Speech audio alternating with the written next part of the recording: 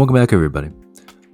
As you know, it is Nick or Paradox, and I'm glad that all of you could be here today for our third installment for Paradox in a Chat podcast. Today, we have a really exciting new guest that you guys have not seen both on Paradox in a Trap or ever before.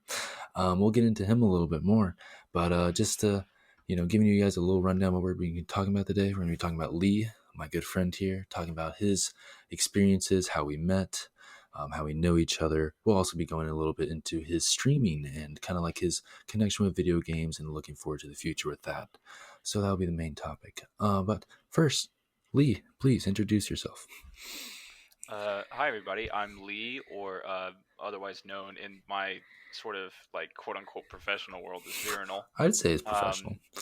I mean, yeah, it's semi-professional, kind of like this podcast. Ooh, nice. Gotcha, yeah.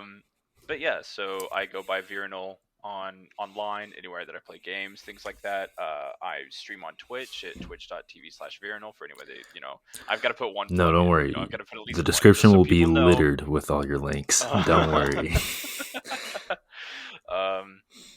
But yeah, I've been streaming for about 2.5 to almost 3 months now. Nice. So yeah, it's been pretty good. What? Yeah, I made affiliate like in my first month. Yeah, I think I made affiliate like right after my birthday. Right. Oh. Which was a month after I was streaming. My birthday's in March. No. March. Yes. So I right after my birthday I made affiliate. So right. Yeah. Well, congratulations. But I'm really excited to bring you on here. I know we've been talking about it for a little bit. And back whenever Nick said that he was going to do some guest podcasts. I did do a little hint on the Instagram. I don't know if you saw that, but we did have your name on there. So. Oh, I didn't see that. Okay, I'll have to go and look. Yeah, it was like the second or third post, something like that. Okay. It's like the one right before. And that's on the Paradox in the Trap Instagram. Indeed. I'll put that's always in the description. It's always all my socials are in my description on Twitch as well. Yes, plugs. Just get them all out. Yeah, exactly. Yeah. I will get them all out so that people can actually enjoy without having to go, well, let me look it up now. And start going. And especially too, and seeing the analytics. I showed you the podcast analytics, and usually around the 15-minute mark, it's just. People kind of lose interest sometimes, but it's okay. Exactly. But we do long episodes. True. It's similar with me, I guess. I do usually like 3.5 to 4 hours a day streaming. Right. So yeah. Yeah, no, we'll definitely get in more into your schedule a little bit, but let's talk a little bit more about like how we probably met, so people don't are like, wow, did he just pick this guy? Was he just on Twitch and he's like, man, I should invite this guy on a podcast. Exactly, but do you want to talk a little bit? Name. We're getting viral. Shit. Yeah, but so I met Nick. Was it 7th or 8th grade? So I came into we went to high school and middle school in the middle of 6th grade. So that's technically when we met. But I don't think we truly became friends until 7th, 8th grade. I think you knew of me and I knew of you. Yeah, you seemed cool, but we never really like hung out until we got into some later years. So you came in halfway through 6th grade. That was fun. Yeah. I missed class and everything. Yeah. Good times.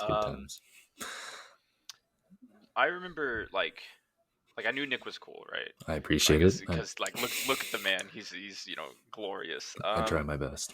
But I remember one thing I noticed about like my middle school days is like I had some friends, right? Like I didn't have like a lot of friends, but especially with Ethan. I hated it. The guy who is basically now my best friend, I hated him. I thought he was weird. I didn't want anything to do with him. I was like, ugh, who is this guy? Whatever. He's such an awkward person. But then, like, he finally just like kept coming at me, trying to be my friend, and I was like, fuck it, fine. So I actually started being his friend, and I was like, wait. This guy's actually pretty cool. Like, what was I talking about? Like my little. Oh God, I was kind of an asshole back in middle school. But hey, I think a lot of people were. Don't worry. Oh yeah, I would. That's at least I got it out Yeah, then, right? you just Like, gotta get it all out right there. yeah, just gotta throw it away. Let me think. So, at middle school with seventh grade, whose advisory were you in? 7th grade. Yeah, well, sixth, seventh, and eighth. I can't remember. 6th. I think I was in Sutton. 7th. I Okay, think. 7th. I think I was in the math teacher. I forget her name. She was only there for a Miss year. Lemaster. Yes, yes, yes, yes. Uh-huh. 8th grade. I think that's when we first like had a lot of Yeah, interaction because we were with the boys because we were both in with we Webb. were both in web, right? Yeah.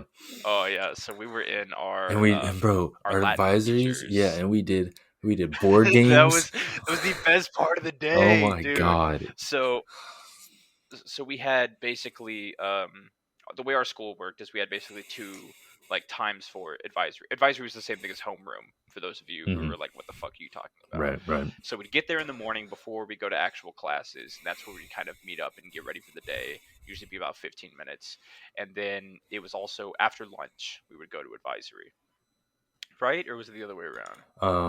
No, so I think we'd have in lunch and then middle school advisory. it was lunch then Hmm. advisory, and upper school it was advisory then lunch. Yeah. So our advisory like person advisor Yeah, um that's a word, right? was yeah was Mr. Webb. Mr. Webb was the Latin teacher, as well as he like hosted a couple of clubs, including the games club, like board games. And so his room just had like a bunch of fucking board games in it. And so we would go around and oh wait, uh, real quick, is cursing allowed? Because I just realized that I've been. Well, Lee, if you had listened to any of our previous episodes, you know that I've had used the bleep on Chandler multiple times. So That's true. That's true. No, cursing I is listen. uh, I've heard multiple of your episodes, but I will admit it's been a minute since I've listened it's to them. okay. I've been No very hard busy feelings. lately. No hard feelings. I know Okay, the so streaming, but anyways, yes, cursing is hmm totally hmm understandable, and you are okay, good to but do it. I will try to Obviously, keep it to a you minimum have the though. normal cursing words, and then the not good cursing words we Right. don't use. Hmm. Okay, good. Exactly. But I will try to keep my overall language to a minimum. Okay, you. Anyways, where was I? Yeah, so he had a bunch of He had a bunch of uh, fucking our board games. advisor, Mister. Yeah, I was about to do it. I was about to do it just for fun, but I was like, no, I gotta keep it straight. No, I gotta no, keep it no. straight. You're good. You're good. Um, all right, so Mr. Webb had a bunch of board games at his class. So a bunch of eighth grade boys. You, me, Judd. Who else? Spencer, Gus. Yes, Spencer Walls, Gus. Oh yeah, Gus. Yeah. And so we would all just like go around and play board games. Yep. Like during advisory, which is like a 30-minute period, basically, Yep. if I remember correctly. Yeah, we did. Um, Yeah, we did like there's like the Love letter. yes. Yep. Uh And then huh. also the Caesar game, right? Where like you try to figure out who assassinated Oh who. yeah. Kind of like Secret Hitler a little bit, if I Yeah. remember correctly. But Mm-hmm. that was good. Yeah, I think that's when we really started to be friends. Was around there. Yep. Um, and I remember this is one thing, like, one of my fondest memories of Nick from middle Oh school God. was I invited him to my birthday party. Oh And it yes. wasn't a lot of people. It was like 3 or 4 dudes, just me and like those guys in my basement. And you and was it Ethan as well? Like went in Yep. and bought me Black Ops 2. Mm-hmm. And I was like, "Oh shit." And that was like one of the coolest gifts I'd ever received from a friend. And so I was like, "Well, fuck, yeah, thank you, dude." Of course. Um and so that is, where I spent the fair number of the next like year Yes. was in Yes. Black Ops 2. Yes. Yes. Oh god. Yeah. No. But yeah, I think that's kind of how we, started to know each other and grew to be friends. Do you have anything to say Oh on no, that? you kind of hit around the head. I was just gonna add that Eh, again, I think that was a really big like starting point, and then it kind of evolved over time. I think the biggest first we always had math class together, like every single year in high school, yeah. and so you Hmm. remember 10th grade, obviously, and that's when you and I were just vibing. Oh yeah. Okay. uh, Wait. Hold on. Tenth. So ninth grade was Benton. 10th grade was. Wells, Yeah. Okay. and then I remember. the Yeah. latter part of it. But Mhm. yes, Mhm. there was the let's learn some math, but also I would literally just watch you play a new video game every single day. Yeah, so as you can tell, my my love for video games did not start recently with streaming. No. I in high school, I I don't know, I consider myself an intelligent person, right? I But in would high say you school, are. I was like, I get it, and then I I just And then started you, playing yeah, games on my laptop. you Often no. I'd So be you're playing like, FTL. yeah. So you're, oh yeah, oh my god. And I remember watching you play that on like Discord one time, and I was like, I'm getting all the flashbacks. It's all coming back. Oh man. But Yeah, and I'd always like tab away as soon as the teacher came mhm. over, but Or you just be like looking down, and then they call your name, and you look up, and then you look at the okay, and then you just say like, I'm like, yeah, yeah. yeah, we're good, we're good. Like, listen, I'm not saying that I'm like crazy smart or anything, but like I knew enough at the time to get by without paying attention, right? Yes, Obviously, that did not carry me through high school because like at some point you really got to start paying attention. right. But like 10th grade, I was like, okay, I get it. What was the class? Was it pre-cal or was No, it it like was algebra not. two? It What was wasn't it? pre-cal. So ninth grade was geometry. Yes, 10th grade was like advanced algebra or something like that. gotcha. And Yeah. then 11th was pre-cal, and then senior year was either And then calc A, B, or BC. yeah, I took AB. Yes, you and I did, and along Yeah. with Wit and others. Henry Shock? Was Uh, Shock there? maybe. Uh, Henry was there. Shelby was there, and it was with LaFoon, later known as Hurley. So She was yeah, awesome. she was cool. But yeah, I just I just remember like FTL. I think I played a little bit of a game called Legends of Grimrock, Is that which the was like kind of one a screen that you just keep going this way and this way on the horse? And it was in the forest? no. Okay, no, that one. That one is called Kingdom. Yes. Yeah. That one was fun. I haven't played that game actually since high school. Like I played FTL like once or twice since high school, Right. but like that's a game that I should look into again. That was fun. True. It would be pretty Yeah. exciting. I would definitely watch it just because Oh yeah, good to know. flashbacks. Yeah, exactly. All the nostalgia for Yeah. Nick. Yeah. They just all come back. Um, So, and then I think kind of senior year. Like I don't remember if we started at junior or senior year. There were two things that we did a lot of, and that like obviously a lot of other people did too. Um, chess. yes. So you're still into chess. I have kind of fallen off the wagon nowadays. Well, I remember how the pieces move. I remember like basic strategy, right. but not anything like any. I don't know any openings. I don't know like any like cool moves. Nothing with like French names. Nothing. Like French names miss me with that. miss with that foreign Yeah. language. But no, you're totally right. Chess was a very big thing. I think that a lot of our friends did, and just I think a lot of just the high school did, honestly, just because they always had the two chess boards. I remember. So I remember, like, I got permission and we did one. We did a chess tournament. yep, we all put $1 in. I got everyone to throw. Was it $1 or $2? I thought it was $1. But we got everyone to throw like a very small amount of money in, right? And we had a bracket style. Yep. Like randomized brackets. Yep.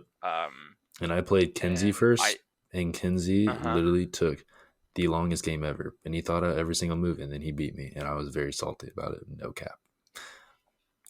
I think I lost. I don't have nightmares about it though. I'm not bothered at all by it. Yeah, no, it's okay. Definitely not. No. I can't remember. I think I played either Andrew or Colin first, and I got whooped my ass. I don't remember who it was. Yeah. People were eating in that tournament. But no, that was God, it was people were out for blood. They're like, I put $2 in. I want that like $20 pot. I want profit. Yeah. Yeah. No. Exactly. Oh God. And then Ultimate Frisbee. Yes, with I know. Like I didn't play like a super lot. And you played. I remember you were there, but I don't think you were there like every time. Maybe I'm wrong. No, I didn't do it every time, but I played it most of the time. Jack, Cooper, and Carter. They were the main three that were always doing it. So. Yeah, but I remember those were kind of the things that I was like where we would hang out the most would be like chess and that. Yeah, and obviously in classes and everything like that. I think Right, I right. think But I mean, like, just mhm. chilling, Yeah, hanging no, out, I kind of think thing. the coolest thing that I really like about our friendship and how we started is like it was never through sports. Because personally, Hmm. I'm close to people that I played sports with, but it was I don't know. I Sure. think it's just Hmm. like you and me. We never saw our friendship as like competition, if that makes sense. Because like on the soccer team, I always Right. saw like Yeah. obviously they're my teammates, but this one person over here could take my spot if I play bad, you know. So Oh, yeah. and so, No, for those watching that don't know me, the only sport that I ever really did, uh, back in like early middle school, I did football. mhm, But as soon as I hit 8th grade, I wrestled right, in high you were a school, wrestler. and we always had like a tiny ass wrestling team. Yep, Um, like my senior year, it was me and one other guy, yep, and that was our wrestling team. yep. I do remember that. Um, mhm. But yeah, and so that's the funny thing is like you said, we never really became friends out of sports, which is true. But we would have like workouts at the same time Yep. for like Bro, just yeah, you would I win, still and then have the memory of coming in during a turn, coming in to like work out for soccer because our coach right. wanted to do his conditioning, which I mean I don't blame him, but why we were doing it in the middle of the season, long story. But then I saw you were doing dumbbell bench press, and you're like, I'm waiting for the drop with the drums, dun dun dun dun, dun. You know, Yeah, so our coach, Coach Jeff Barnett, one of the coolest dudes you will Coach ever meet on B, this yeah, planet, awesome right? guy. Oh my god. So he would play music like just all throughout, our wrestling or our workout stuff. Yep. And some people might think like, oh yeah, coaches and like high schools probably played rap or something. Nah, this dude played at whatever the fuck, Whatever whatever he the was heck he wanted. feeling, All yeah, right. whatever he was Yeah, feeling. exactly. And so there was a day I think where we just did 80s music, and I love 80s music Hmm. like for no reason. 70s and 80s, like, oh, hit me with that, hit me. I will not move. You can, yeah. And so He played Phil Collins's like I Could Feel It Coming in the Air Tonight. Right. Yeah, Yeah. or In the Air Tonight, I think is what Yeah. that song is called. Yeah. Um, and so I was like, I was near kind of the end of the workout. I was getting tired, and I was like, I just need to do like this last, couple of reps.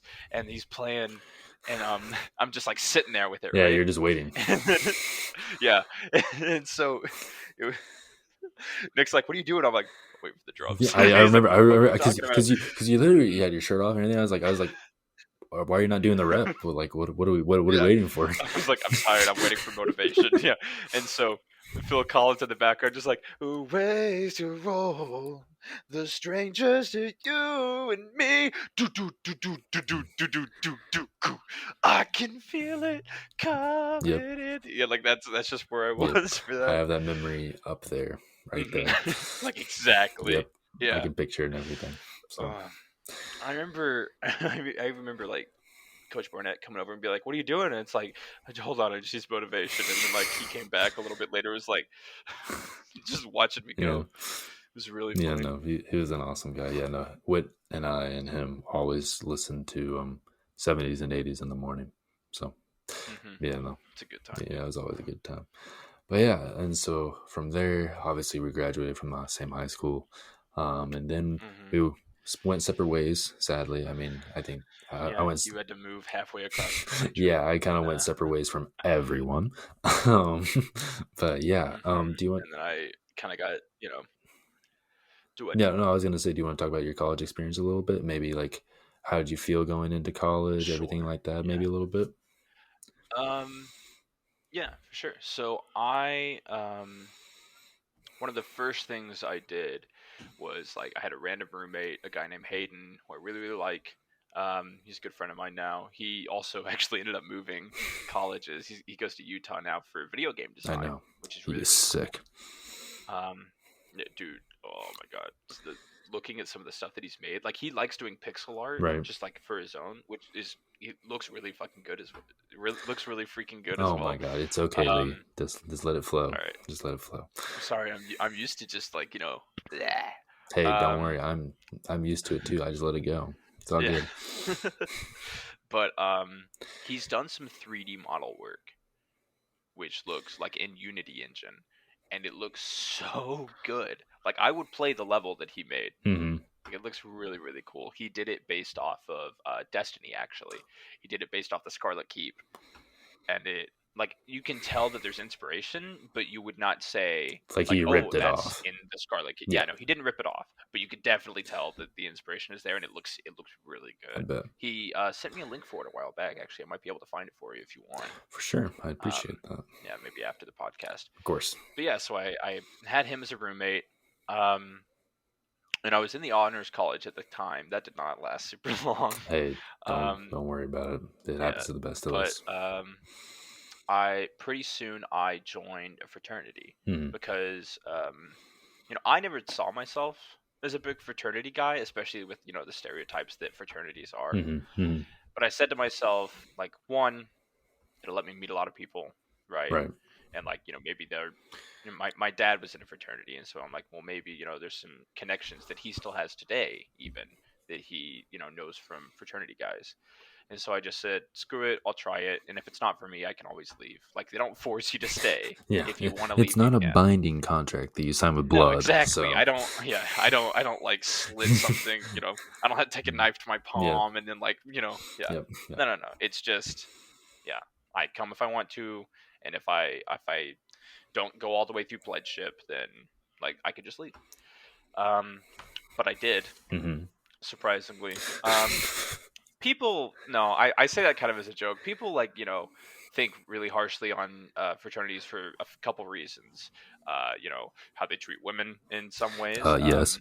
I was very happy that my fraternity didn't do anything like that. Like, one of our biggest rules was respect women, and guys got kicked out for even just being rude.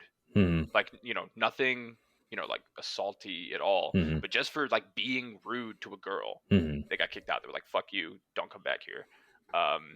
And so it made me really happy to be there. And then people always, say, oh, fraternity's bad because they haze, you could die doing that.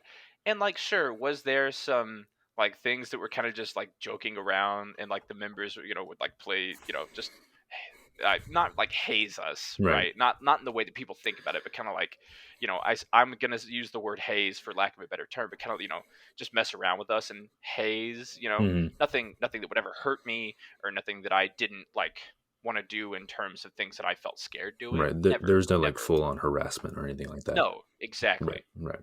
But they'd mess with us, and it was fun. And so I got through that. I probably wouldn't do it again, but I got through it. And then, I've been a member for 2.5 years about.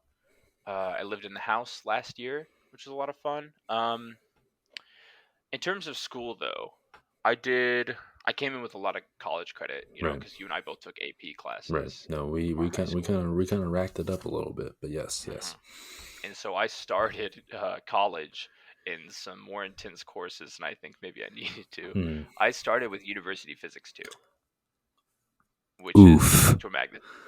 Yeah, no, like electromagnetism and shit like that. It was a hard start. I'm not gonna lie. And college Cal 2 is also where I started. And so that was.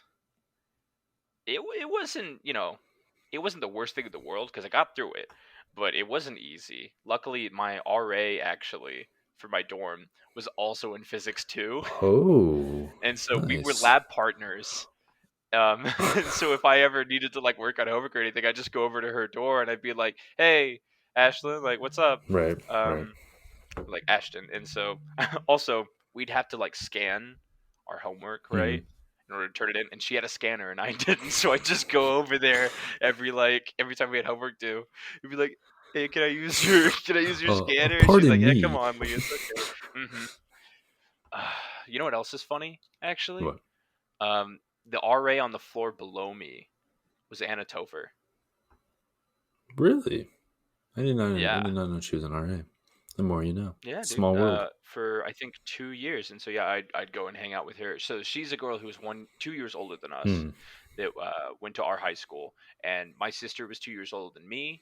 Still is. I don't know why I said was. And so I got to know crazy her times, right? Well, and they kind of became my friends as well. And so, so I got to be pretty good friends with Anna. And so if I ever just needed a breath of fresh air or something, I'd just go hang out with her. So that was really nice.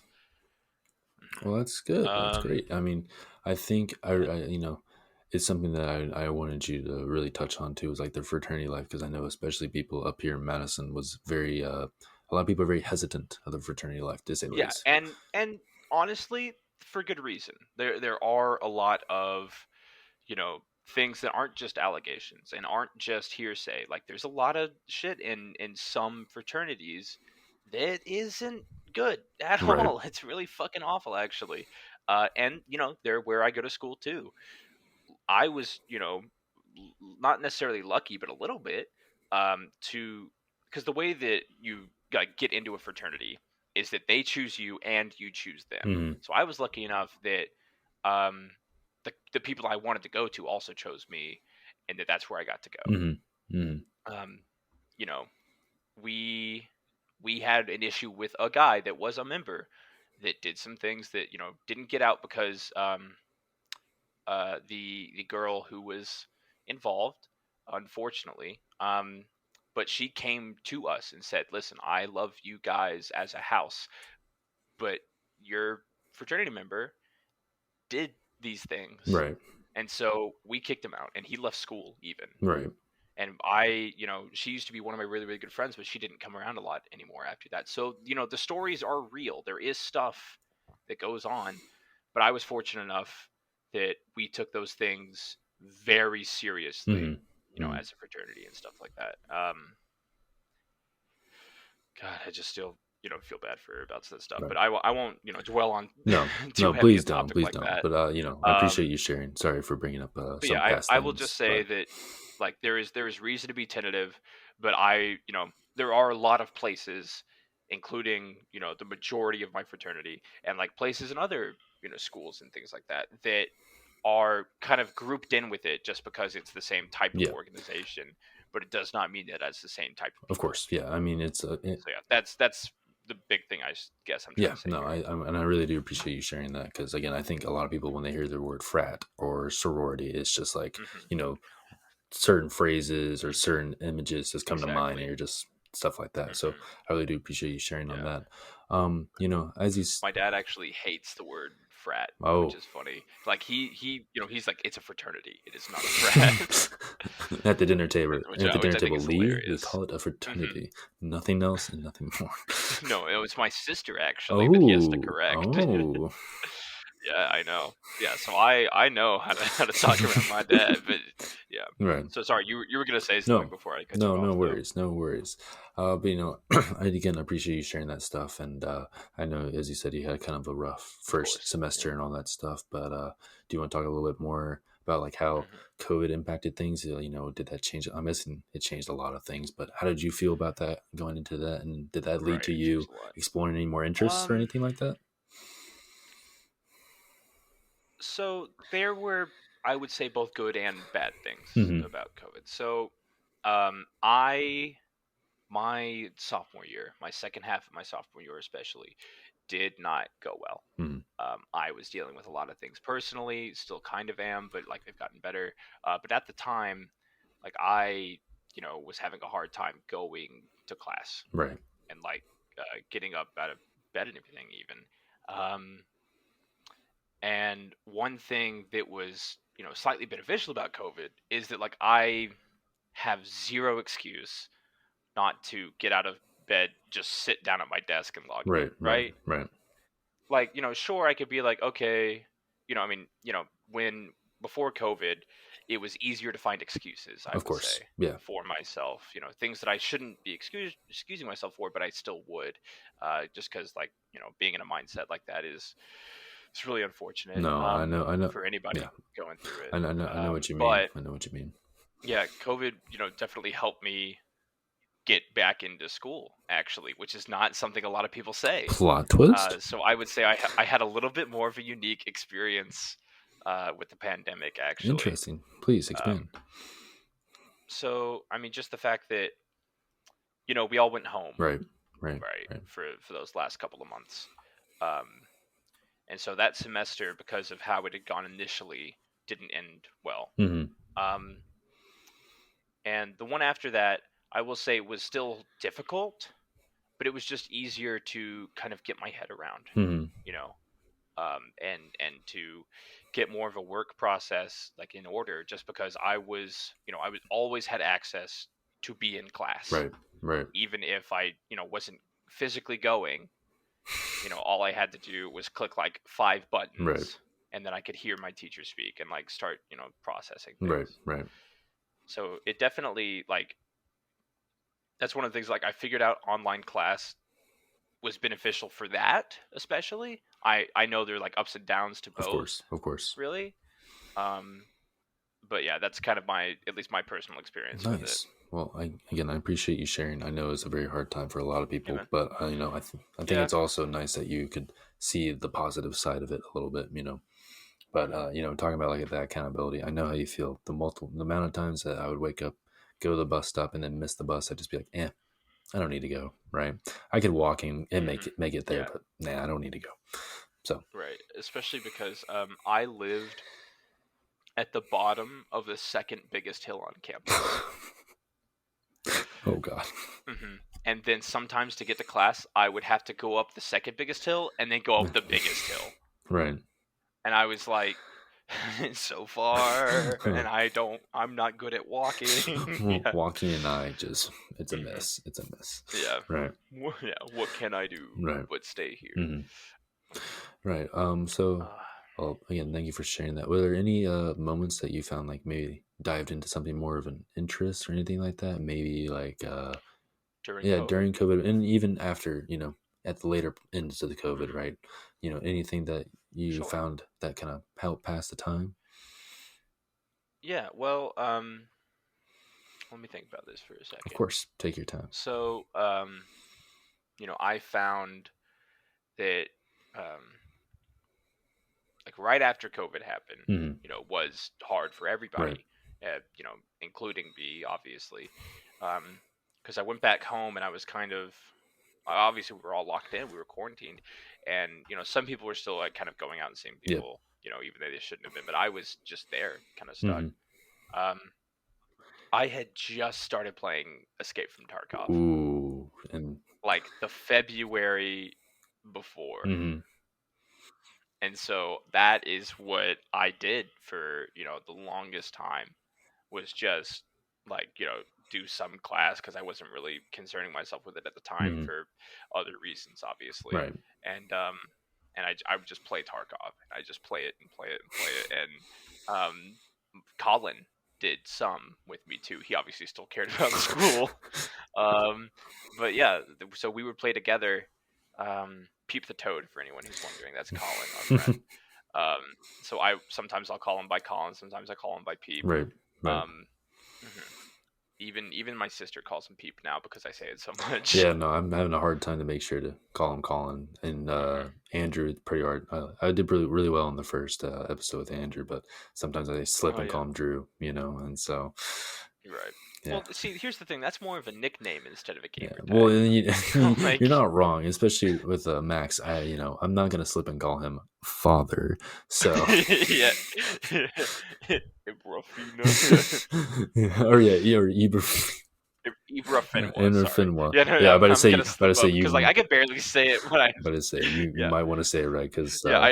I'm glad I corrected myself. Yeah, exactly.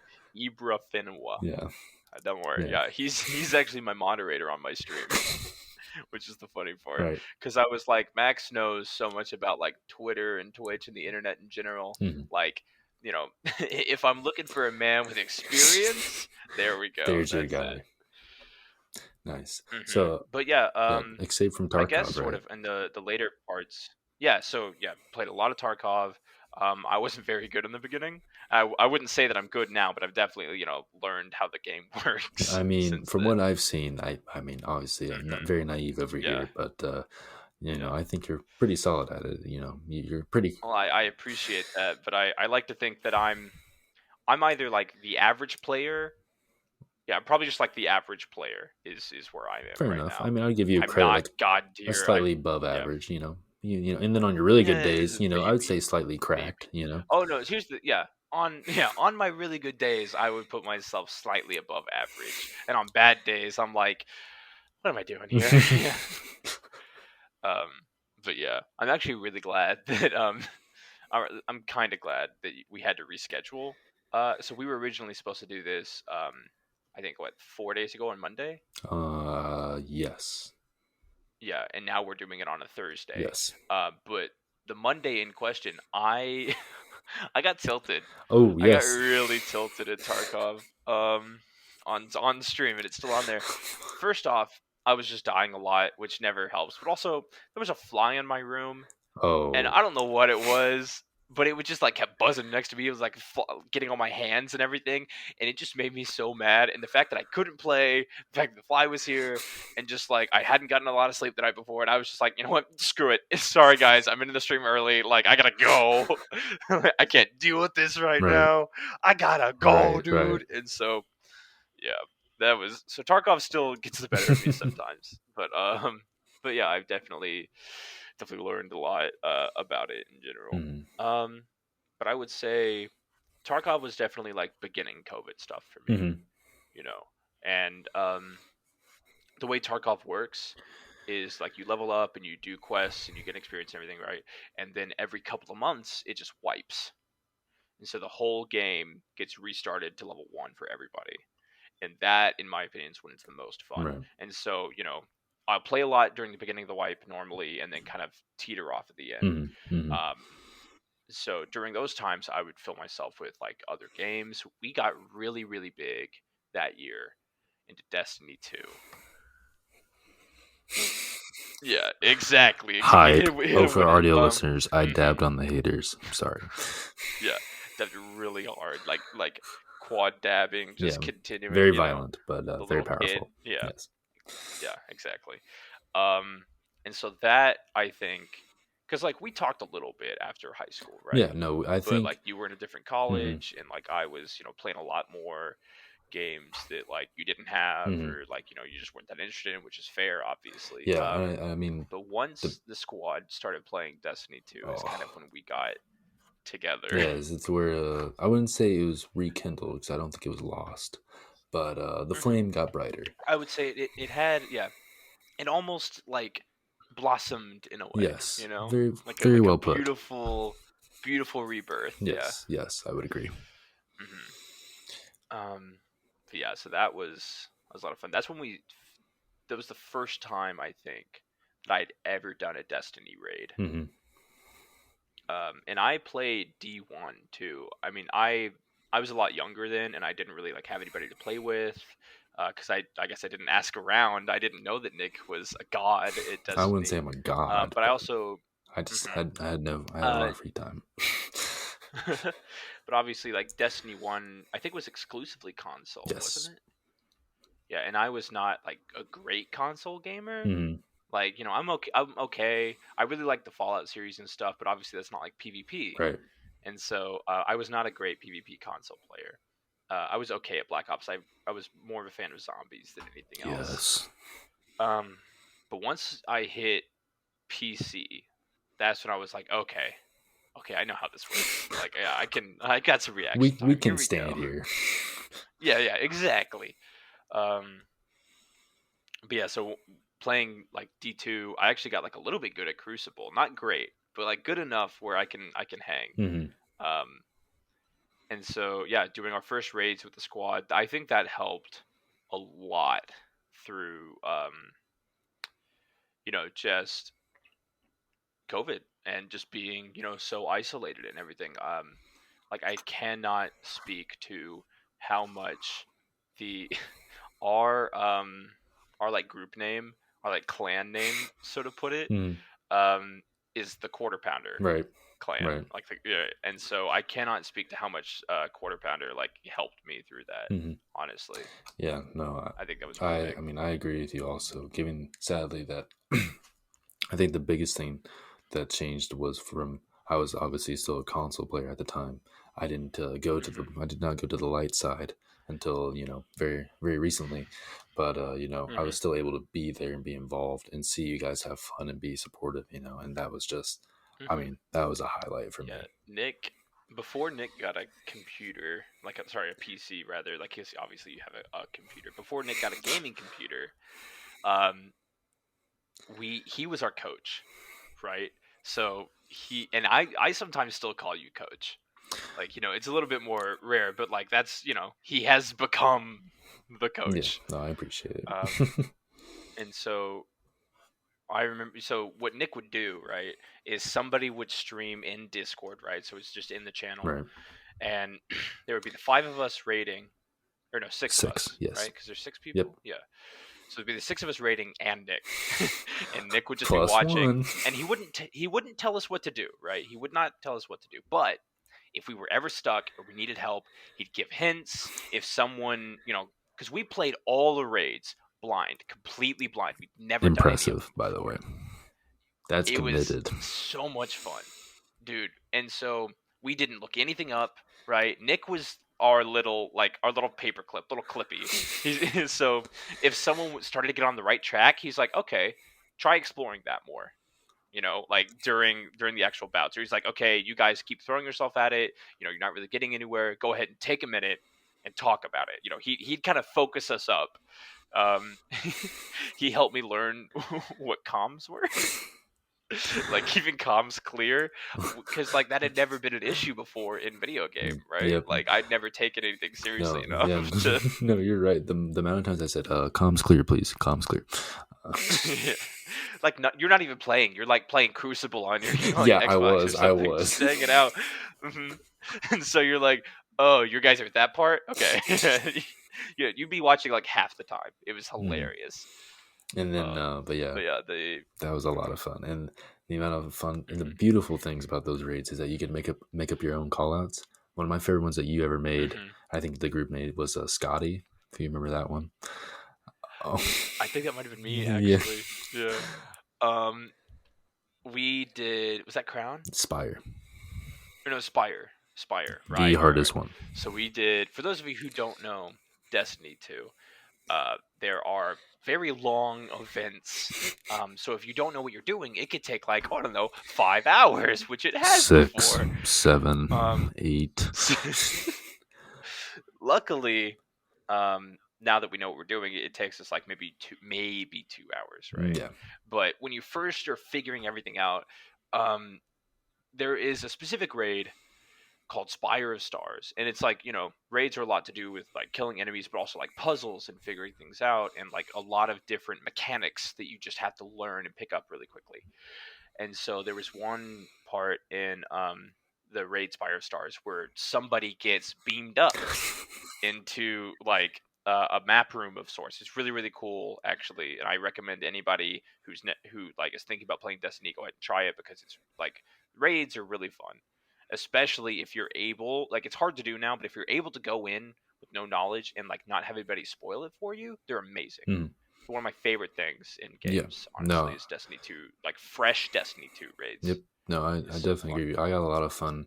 Of course, I did my fair share of blind raids, but I always have a lot of fun. What they call in the gaming community Sherpa, like Sherpa-ing. So like I did being a Sherpa. Yeah.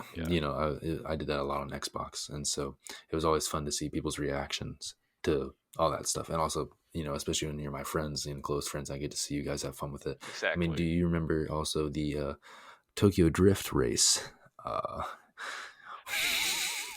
So my favorite raid, which they took away for now, and I hope they bring it back. Bungie, if you're listening, you better fucking bring it back. Is Scourge of the Past.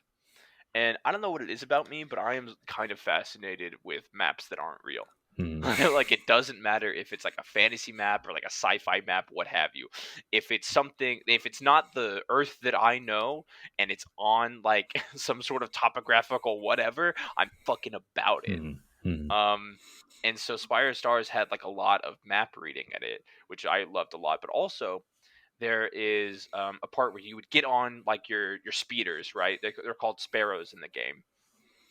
And you have to race all the way through like the gauntlet and hitting switches along the way and everything. And we have a bot in our Discord that plays music. And so after a while, we just started playing different like go fast funny songs. And so we played Tokyo Drift. We played like the Go Dance or something like that. The one that Logue picked. Yeah, something like that. Yeah, it was like the Olympics, gymnastics, like dancing, whatever song. and it was hilarious. And I remember I played the one that we finally won on, and it was Sonic the Hedgehog Green Hill Zone. And that was the funniest thing I've ever heard. Yeah. It just like ever been a part of. Yep. Was that right You there. guys, I remember you guys were laughing nonstop for like 20-25 minutes. It was beautiful.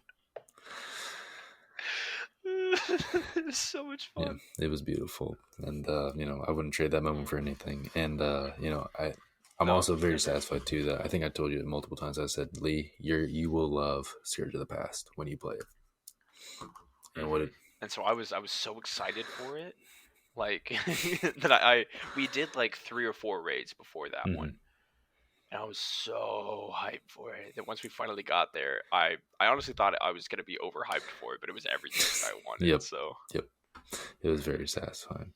Well, yeah, no, I'm really glad that we got to share those moments together and kind of not rekindle, sorry, but the flame was still there, but add some more coals to it, add some more firewood. Praise Indeed, the sun, indeed. Yes. I couldn't straighten my arms because my chair doesn't go for that. Go back that far. But as the people that don't know, Praise the Sun emote from Dark Souls. But Dark Souls. Yeah, that is possibly my favorite video game. It's definitely one of the games that got me like into gaming. Right. But yeah, Dark Souls 1 is a bomb. It is. It does slap. So I'm glad to hear that you had those really positive experiences and got to find those kind of outlets a little bit to pull you along a little bit during COVID. But expanding more, as I mentioned in the beginning, you're getting to the now ultimate topic, streaming. So tell me about it. What was it? What there were some rapid fire questions. What is it like streaming? How does it feel? What made you feel to be like, I'm going to turn on the camera today and do it? So please take it away. So I remember, like, when I was a kid, I'd get on YouTube and I'd watch somebody do a Let's Play, right? Like, a lot of us did. A lot of us who are especially nerds now. PewDiePie, at least of one. CNanners. Okay, yeah. Yes, dude. CNanners was the Morgan Freeman. Was my shit for a long time. I'm a dog chasing cars. I'm a dog chasing cars. I never know what to do with one if I come. Okay. As you were saying, sorry. But that, and I watched Game Grumps for a long time too. And I every now and then I try to still get back into them, but I'm so far like removed from it now that it's hard to redo. But I'd always known of these people that were like, oh yeah, we just started playing video games and like started putting it online and people liked it, and now we have millions of followers. And I was like, oh man, that's super cool, and that'd be really cool for me to do, but like, let's be honest, that's not gonna happen. Right. Well, first off, I was like 13 at the time, and so I was like, no one's gonna watch a 13-year-old play video games. You would be surprised looking at like that Fortnite player Booga, I think his name is. That's and true. He was like 15 and did all that stuff, but besides the point. That's true. Yeah. But what really got me, like, even when I was a kid, I would just talk out loud while I was in my basement playing video games.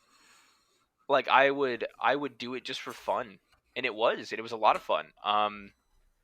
And obviously there wasn't a camera on me or anything, but I just talked to myself while I was playing. And I realize that sounds really lonely. Like, I played with friends, obviously, but like on weekends and stuff. Don't worry. Yeah, don't worry. But like, just on weekends when people were doing other things and I just happened to be by myself that day, that's what I would do sometimes. And I kind of forgot about that for a long, long time. Went through high school, played a lot with just different people, played a lot of different games with friends. And it was Logan, our friend Logan, also known as Darth Malt, like malt ice cream or malt liquor. So Darth Malt, he started streaming. During COVID, it was like October or November, I think, when he started, something like that. And we were doing Destiny raids during that time, and that is when he started streaming. And he would stream Destiny raids. I was like, oh man, that's really cool. Like, how's that going for you? And he's like, oh, it's mostly just for fun, but like, who cares? How many followers I have? Like, I'm just having fun with it. Like, and I was like, it's really fun to do. And I was like, all right, maybe one of these days I'll give it a shot. Mm. And so it took me until February, just before I said, you know what, screw it, like I'll do it, Mm. and obviously, like if it turns into something that I want to get serious about, then hell's yeah. But for now, let's just see what happens. And so I started streaming. My channel actually got like a lot of traction early on, kind of because I I texted all my friends and I was like, "Hey, I'm streaming. Do you want to come watch?" And like you guys are some of those supportive people. Please. Like exactly.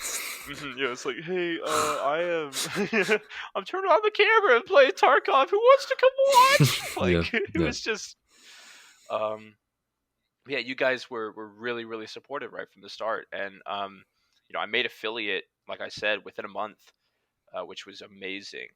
Um, and I, have been trying to continue growing like ever since, and it's gone, fairly well. But yeah, that's kind of how I started. Is I always thought it was something kind of fun to do as a kid.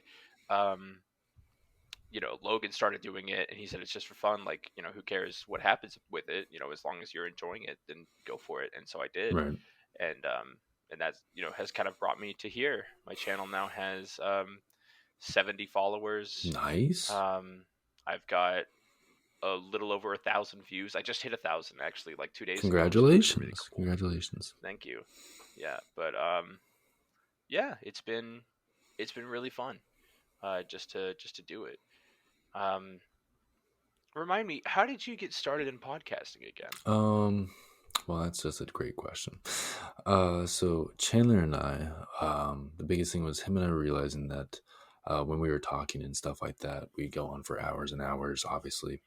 And Hmm.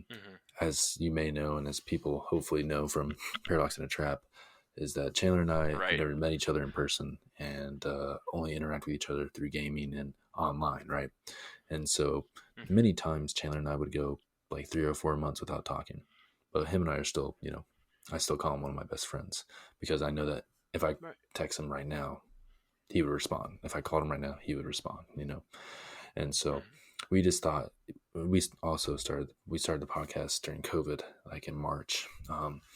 And so we had our 1 year anniversary actually, but it was Well, that's yeah, awesome, dude. thank you. But it was mainly a way for him and I to stay connected. And that's how I saw it. Hmm. And then, we had a lot of fun with it. And so we just kept producing, kept producing. And then, as you know, we I would say, kind of burnout kind of occurred. We were just like, wow, we just did Hmm. 21 weeks of all these episodes. Yeah. So Hmm. took a big break from it. But yeah, I think the biggest thing for podcasting for me is knowing that I can connect with someone like yourself or with Chandler or, insert guest or multiple guests. And I think it's always just stemmed from knowing that I left a lot of my friends both from Little Rock and Atlanta, right? And I have friends here. I Hmm. hope I do, but I have Right. friends here, right? And Yeah. but it's You hope someone watches the yeah, I podcast. hope. Yeah. I hope those views are not just my mom, my dad, Uh-huh. and my sister, but you know, Yeah, I've got 5 alt accounts for Nick's for Nick alone. that's Yeah. why it all makes sense. Yeah, but Mhm, but yeah, mhm. no, there's more of a way to just connect with people more and not lose those connections because there's so many people that as you know, you and I stood up late talking about this one night, but all the people I would want to Oh contact and yeah. bring on the podcast, like one of them I haven't talked to in like 2 years, but I hope that she will be responsive. Mhm. But it's just the fact of making that connection is really important Right. to me, which I would assume is pretty important with Twitch and streaming. Do you feel like you want to make those connections with people, or is it more for yourself a little bit? What do you think? Oh yeah. So it's a little bit of both. Like obviously there is a monetary component in streaming. I haven't actually seen any of that money though, and so I've not focused on that at all right now. What I want to do is like, you know, um, it is really really nice to be able to play games, especially like multiplayer games, and have people on stream.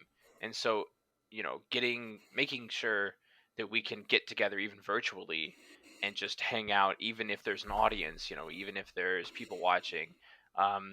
Like just being able to play games with your friends consistently is really, really nice when you're not able to actually go and see them. Right. And so one of the reasons that I enjoy streaming so much and I want to do it is I want to make some at least semblance of an online community, I suppose. Right. Um, I know I would say 80% of my followers, and I know but luckily for me, I only know personally about half of the people who actually watch the stream on like a day-to-day basis Mm-hmm. or like on a weekly Mm-hmm. basis. There are people that have come by, and one of them I don't know their real Right. names, and I think that's kind of You just know them amazing by their Twitch names, right? that exactly that some random dude just like came in one day, and now like I play games with him. I respond to that person. We have interactions. That's one of the things that I love so much about Twitch is being able to interact with chat. It's kind of a unique experience in certain ways, you know, with like them typing and you speaking kind of Mm-hmm. thing. Because like with you and me, right? It's it's just you and me right now, and like that's all well and good. And I realize in a podcast format, it might be harder for you to interact with your Correct. audience. Yeah. No, I mean it And is pretty hard. We try our best to be like, answer these things in the mhm, comments, and mostly it's just Max, and I always appreciate his efforts and everything he does. right, But hmm there's not as much interaction, so it's just kind of like that future of like knowing that people are going to interact with us, right? right. But yours is more present in hmm the now. It's live. Yep. To Fuck it, it quote is someone who live. you're gonna, yeah. I was about to say you're gonna have to bleep me here, but fuck it, we'll do We'll it do it live. live. Fuck it, just we'll do it Mm, live. mm. So yeah, that's just. Oh, I think my camera is starting to get out of focus here a little bit, but that's No, you're fine. good. Um, but yeah, just I really enjoy the live interaction with my audience and with having an audience of people that I don't know, and being able to cultivate those relationships. And maybe I've had people in my chat that have gone to play games with each other who didn't know each other before they came and met in my Right. stream, which I think is amazing.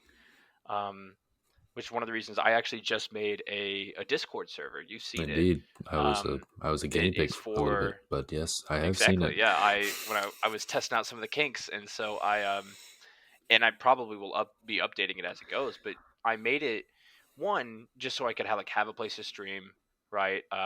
But mostly I made it so that anybody that wanted to meet somebody or just hang out with a group of people could do so in a virtual Hmm. place. I've got like a bunch of voice channels in there and like text channels. I've got memes and all that. I just want people to you know have a place to be to be themselves, to hang out, to meet people that they like and that are possibly like-minded. Right. I'm not saying that I have like an ideology that people are surrounding Mm. by, but I just want to be able to create some kind of community for people. Mm. And I would love it if like that happens someday, like in a larger Right. scale. No, I think that's very powerful, and I think it's very beautiful the way you put it. I think it Thank you. is speaks true to what you want to cultivate, and what you want to get out of it, right? hmm And again, I think it's also important. Same thing with me in the podcast. The money, I get 1 cent from an ad.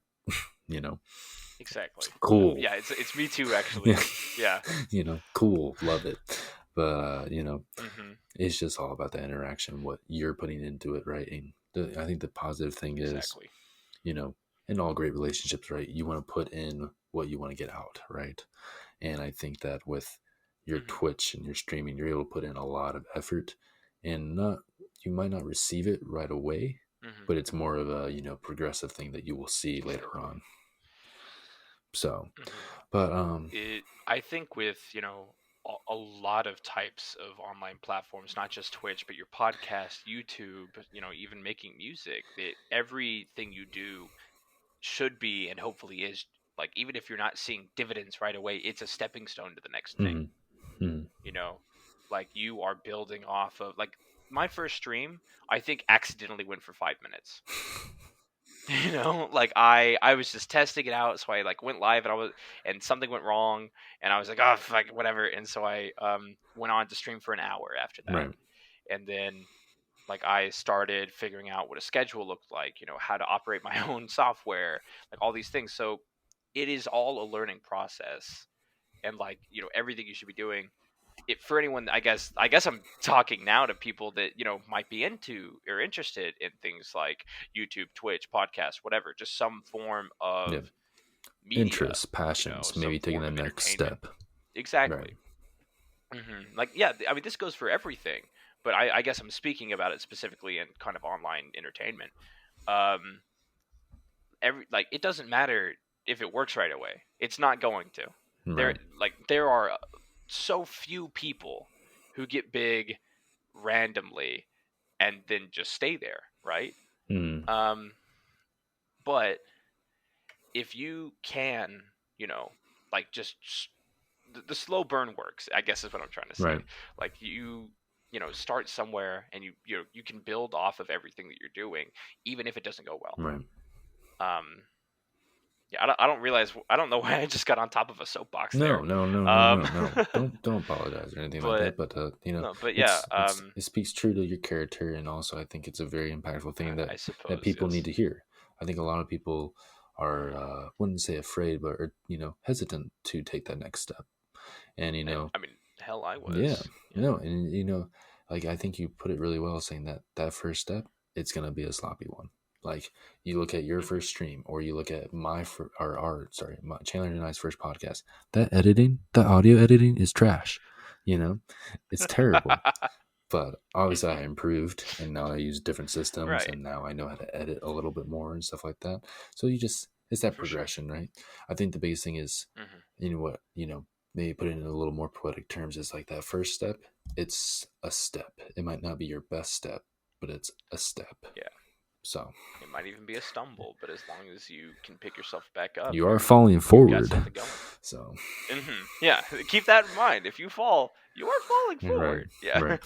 So That's a good one, actually. I like that a lot. thank you. Like off the dome piece. But one thing I'm really interested Yeah, in is, yeah. how does it feel like when you're getting yourself ready to stream?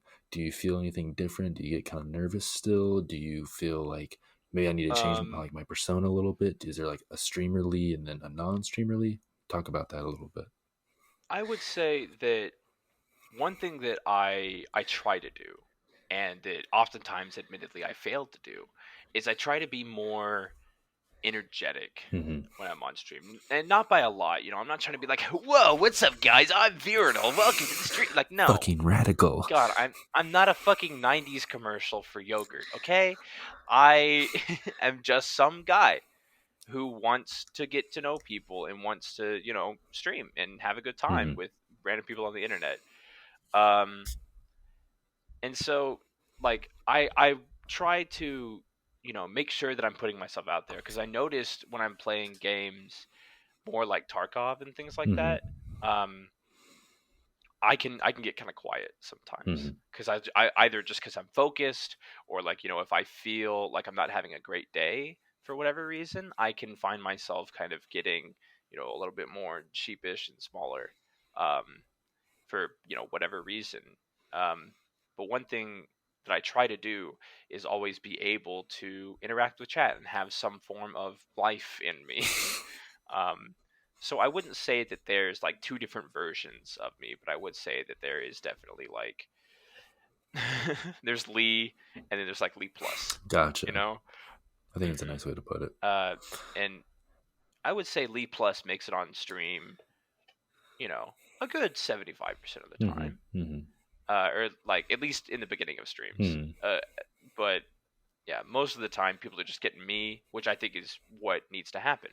You know, I don't want to put something out there that's not myself. Mm-hmm.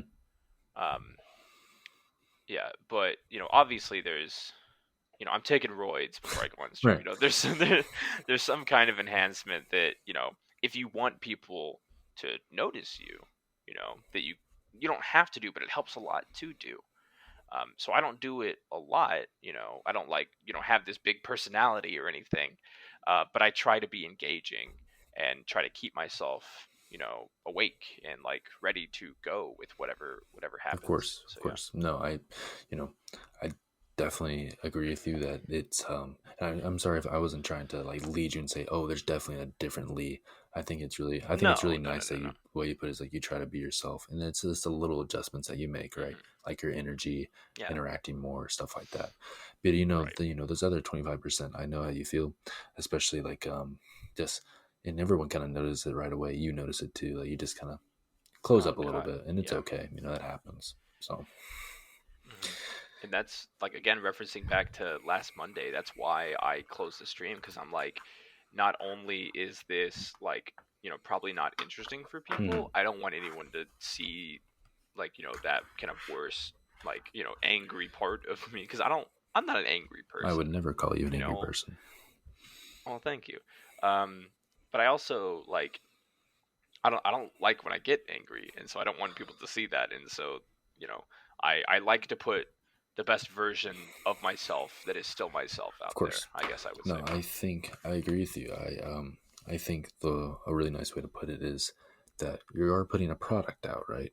You know, and Right. you want to put the best product Mhm, out, right? So if you're putting something exactly. that's not so, if it's 95, it's still good. But Hmm. like Monday, I mean, I definitely agree with you. I mean, I think when we get frustrated with a lot of things, a lot of people just want to put their head down and power through, but you just might not get the best result out of it, right? Hmm. So, Yeah, exactly. If in that kind of circumstance, if I were to do something like that, I could, I could possibly, continue power through, just do great, mhm, but I could also see it getting a lot worse. mhm.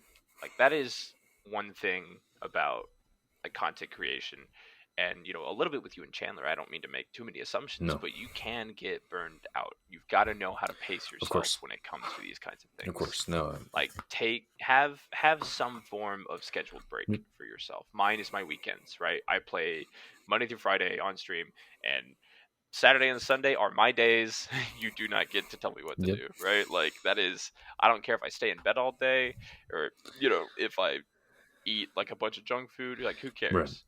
Those are the days that I relax and I make sure that I'm energized and ready for the Right. following week. No, I definitely agree with you. I think that, you know, me obviously starting this new series and stuff like that and being really excited, Hmm. bringing people on. Of course, I want to, produce as much Exactly. stuff as possible. But I think you're totally right that I gotta make sure to put some brakes on it for myself.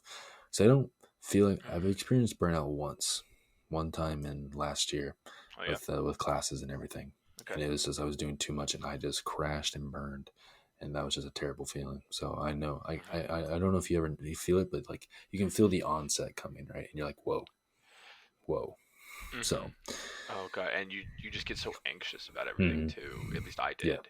for sure, I was just so worried. Like, how is this going to turn out? What can I do? What do I need to do? What am I not doing? Like, oh my yeah, god, yeah, it can get of bad. course. But yeah. You mentioned like the positive sides of interacting with the people and really looking to make that impact, but just obviously we got to Mhm. play a little devil's advocate. Is there anything negative that kind of comes from streaming a little bit? Anything that you've realized yet? Anything that you struggle with maybe? So yeah, that's a good question. Hmm. The one of the reasons that I play Tarkov as kind of what is currently my primary game, I would say. Hmm. I play it 3 out of 5 days in the week right now. I might be switching that later because we're kind of getting near the end of the wipe. But for right now, I play the majority of my week is playing Tarkov, Hmm. and one of the reasons I do that is because one, I enjoy the game, but also I there's a lot of people that are like new to streaming that are playing Tarkov actually right now, Interesting. and it's one of the currently it's had a surge in the past couple months, even the past year Hmm. really, where it has become like one of the more recognized streamed games on Twitch. Hmm. Like I think it's top 20, or it was at Oh least when no, I it started. definitely is in the top 20. I promise Hmm. you. It might have even gone to top 10 at one point. I don't remember for sure. Um, and so I was like, kind of a new market. I was thinking about streaming anyways. I like this game a lot. Why don't I try that? Hmm. Um, but in a lot of people's names is like TTV, Right. right? Which for people who don't know stands for Twitch TV, and then TV because it's Right. Twitch.tv is the like Right. actual Right. name of it. So my name in the game is Virinal like underscore TTV, Hmm. and whenever there's something about Tarkov that feels very personal. So for those of you who don't know what the hell I'm talking Please, about, yeah, right? expand What on is it. Tarkov? What is the game? Yeah, I will give a very brief overview. You have a character. He is your PMC, which stands for player main character. And you go into different maps with different spawn points and different extractions, which are locations where you can leave. And then you can go back to your inventory and your main menu after you leave. But while you're in the map, it's called a raid. And so you go in with your PMC, you go into the raid, you go around shooting and looting and all this stuff. And if you extract, then you get to keep everything that you brought in as well as everything you took out. You know, your character stays the same unless you move things in your inventory. If you die in raid, you lose all your gear. Like everything that you brought into the raid with you, you lose. It's gone. Right. You know, like someone's gonna take it, or like there's no way to get it back except for like insurance, which is something you can do, so you can insure things. But even then, if someone takes it, then you don't get it back from insurance. Right. Anyways, that's a little bit more complicated than I wanted to get into. So when you die, it takes like another like 5 minutes of you loading up a character, getting into another lobby, waiting to find other players, and doing it. So deaths feel, you know, not like Call of Duty or anything like that, in my opinion. So Call of Duty, you know, you run around a map, you're like, oh, I'm dead, go again, keep going, same game. Yeah, You know, it's not the good old spawn, die, spawn, die, spawn, die. Yeah, spawn, die, spawn, die, spawn, die. Yeah. But when I get flashed, right. Yeah, so Tarkov, in that way, to me at least, feels a lot more personal in certain ways, because you get killed by someone, it says like you didn't extract, you were killed in action by this person. It has their name like right there, and so there are names that like I remember that I like just this stuck with me because son of of like a how bitch. I died or something. Yeah, Big Penis 15, you mother. Yeah, like it is hilarious, some of these names, but so some people, like a lot of people actually, who I kill will come by the stream, you know, because they're not in the game anymore, and they see, this guy's a streamer, you know, I'll go. Sometimes they talk shit, you know. Luckily, I've had very few people talking shit, but I would say you only had a couple. That is definitely more the negative side of things, is when people come, it's like, because if they kill you, they can find your dog tag that is on your person, and they can also see your name that way. So if they kill you, they can also see that you're like, oh, I killed a streamer. And so very few times, but sometimes I've had shit talkers come in, right? And they'll kind of try to badger me or whatever. I see what you did there. And so I would say, yeah, that is definitely one of the downsides, I would say, of streaming. But on, I guess, the same side of that coin is the majority of people that I don't know, that I'd never met, came from people coming to the stream, from either me killing them or them killing me, and they'd be like, oh man, where were you? Like, I didn't even know where you were for that. And I was like, oh, I'm behind this bush over here. And they're like, oh man, like GG's. You know, a lot of conversations end with GG's, and sometimes, you know, if I'm lucky, they follow me too. And then, you know, sometimes they'll come back to the stream. One of my, you know, biggest fans, which I guess is weird to say, his name is Gorilla 25th. He was a guy that I killed, and like he subscribed to me, like as soon as he was able to, and he's like, you know, sent in like a lot of bits and stuff, and he really wants to see me do well, which is weird to have like a fan that you interact with one on one, who, like, you know, yeah, his joke is that like he's trying to simp so hard for me. Like that is the joke that he has. Gotcha. But yeah, so both good and bad whenever you play a game that's that intense and that can be that personal. And you know, different personalities of people will either take it way too seriously or, you know, be very sportsmanlike. And so I would say good and bad, those are some things, at least about Tarkov and streaming in general. Gotcha. That I would say. I really took that on a tangent. No. I don't think you was on a tangent. You stayed on it pretty well. So okay. But okay. yeah, no, thank you for sharing. Yeah, no, I was really interested because I know that, you know, there's a lot of positives to it, but obviously with positives come negatives, right? Exactly, there are Yes, of drawbacks, course. especially. I would say one other thing, and then we can get on to something else if you want. No, But no, keep going. one other thing that can be, kind of discouraging, right, is when you play a game, like it doesn't matter what game, doesn't matter what day, and just no one happens to be there that day. Mm-hmm. People are busy, they didn't see that you started your stream, and you Someone's get like working out. one. Yeah, exactly.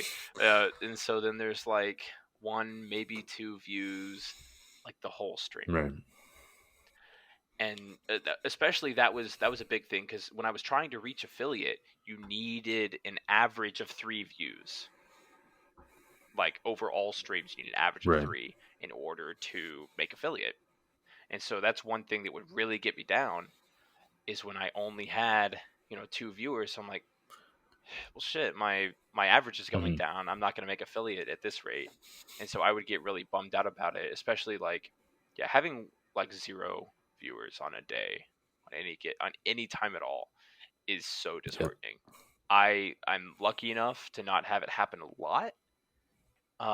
But every now and then, just for like a split second, like it'll just drop down to 0. Yep.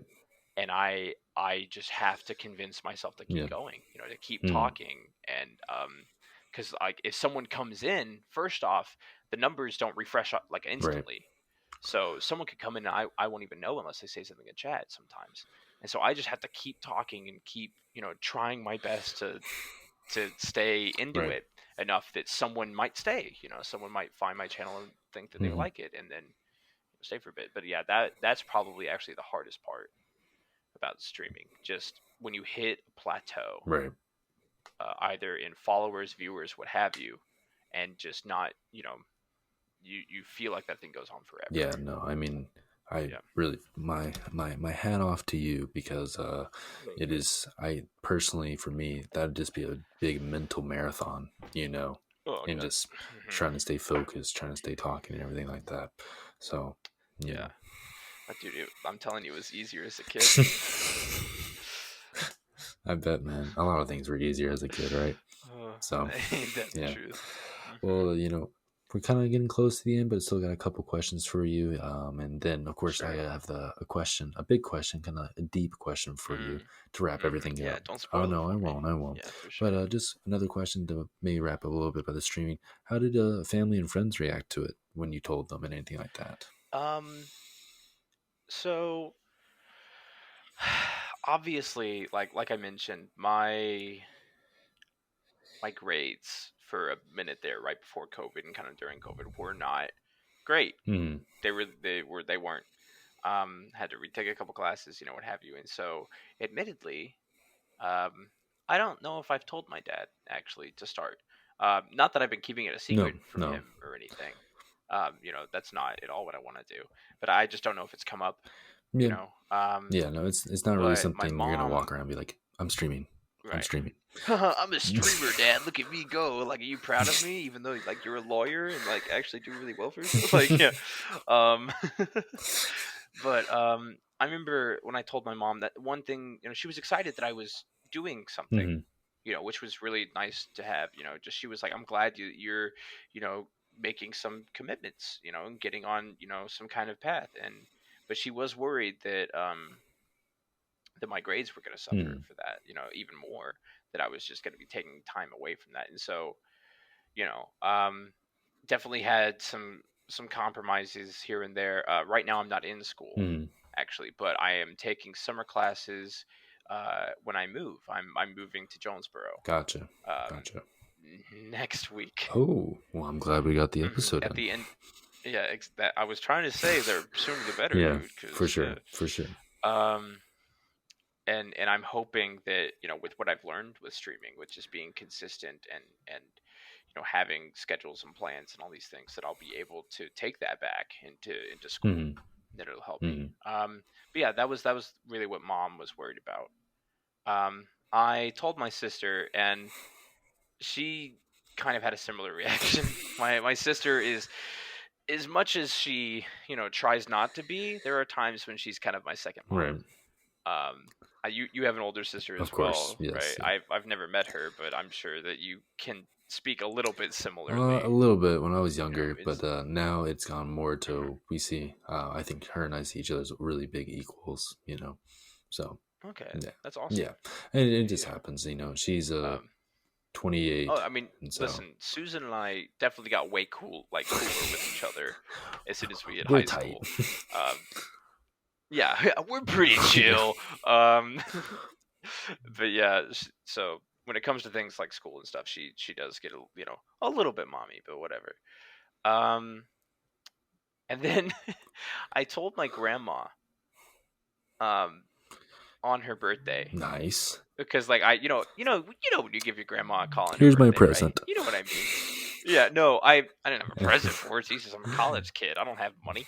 But I just called her and we talked for a bit, and I happened to mention it, and I was like, yeah, sometimes people watch me, and sometimes I get a little bit of money from it, and it's just like a fun thing to do. So yeah, that was fine. I don't even know if she fully knew what I was talking about. She is definitely from a different generation. I'll say for sure. But yeah, so that's really, I guess, family down. And so they were supportive but a little tenuous. Of course, like a little, like making sure everything's okay before you take on another project. That kind of thing. Friends were all about it. They're like, oh, cool. Let's fucking go. So like, we playing games on stream now, and I'm like, yeah, you just can't say certain words that like we don't say anyways. So like, what's the difference? I'm sorry, I didn't know that one word. Okay, you can't blame me for that. No, whoa, what do you mean? I mean, you totally can. Yeah, no. I listen. Like it's really funny like what you can say on Twitch though. Don't like, get me started. You can bleep me out. You can bleep me out if you need to, Nick. But God, the word, the R word, I guess is the question. Yes.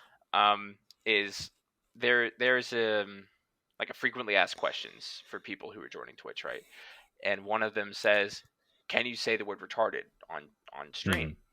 And Twitch's response to that is, "Well, that's a retarded question to ask." Really? Which is, yeah, it's one of the funniest things, dude. It's just like, that's retarded. Yeah, like, oh my god. Yeah, Twitch is a great community, man. You have to make sure that you put mature content on your streams though. Yep. Because like that is like at the top of my, like, when I first got in, I was like, all right, I need to make sure that people know, right, and I don't get like banned or something, that you're gonna hear a lot of words around here. Yeah, you basically just can't use racial slurs, which I don't say anyways, or like any kind of hate speech, which is awful. So yeah, like it was just a very smooth transition, at least in terms of moderation. Mm-hmm. But yeah, good. Well, I'm glad to hear that. I think it's still nice to hear that when people are taking on these passions, and sometimes their family doesn't support them, or sometimes friends don't support them, that you can still find that self-support, if that makes sense. And it looks like you definitely felt that a little bit, so. Oh yeah, like my family was supportive, but definitely more tenuous than my friends, and they were really there when I needed them. So that was awesome. Mm-hmm. Well, and my girlfriend too, she's a moderator on my channel. I've seen it, which is really funny. Mostly I gave her that a little bit as like an honorary title, because she. Do you want me to cut this out? Question mark or no? No. You don't have to. You don't have to cut this at all. I mean, it is. I mean, she's not gonna watch your podcast. Who cares? No, I'm kidding. I'm joking. This is minute 85. So maybe. Yeah, that's true. But no, I mean, I gave that to her, so because she had helped a lot with me. She actually.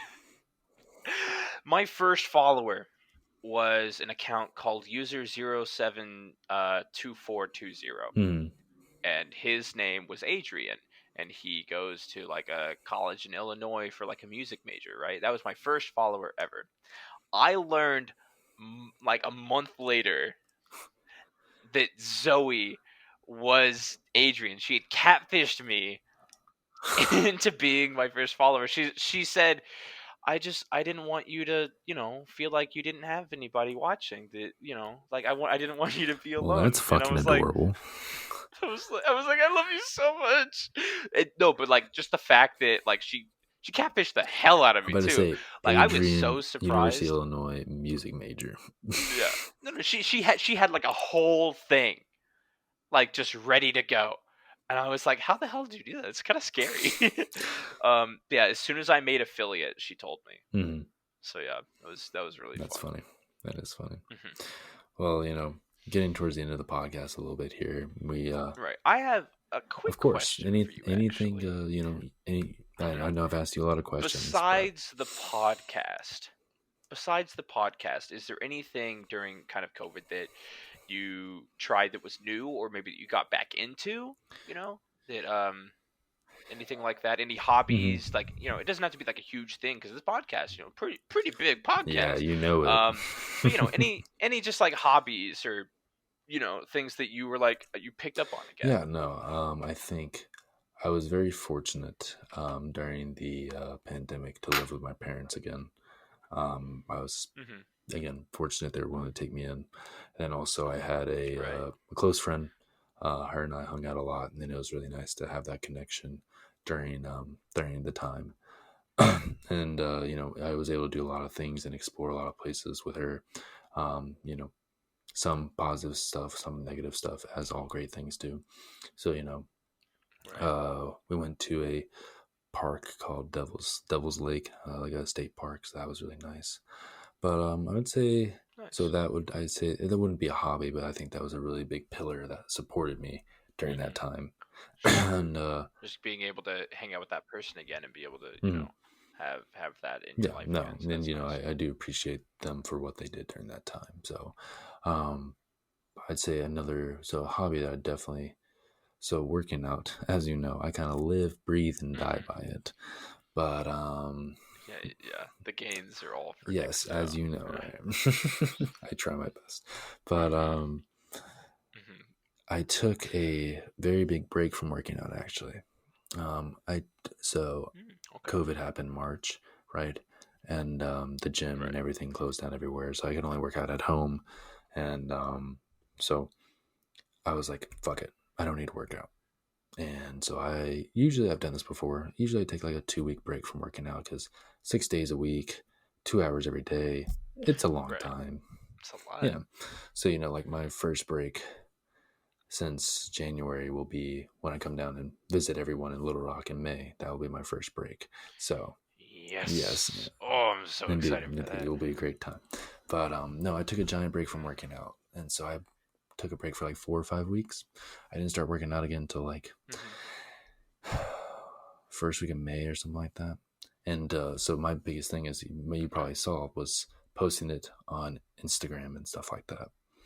That was my Yeah. biggest motivation, Hmm. biggest thing that I found because